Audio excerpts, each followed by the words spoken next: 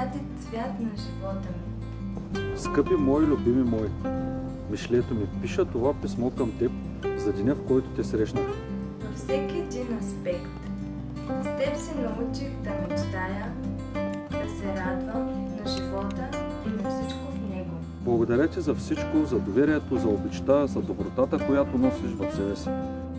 Както никога до сега. Обичам те безкрайно много. Обичам те и ще те обичам, докато смъртта не раздели. И винаги ще е така.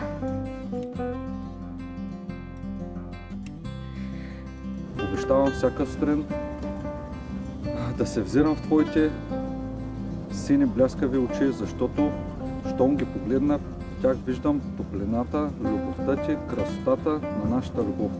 Каквото и да дойде, колкото и да е трудно, и когато си до мен, аз съм най-силен.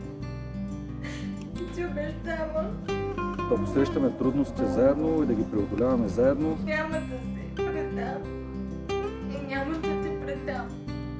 Думите не стигат да изразя всичко, което имам да ти кажа. На този ден Подарявам ти сърцето си.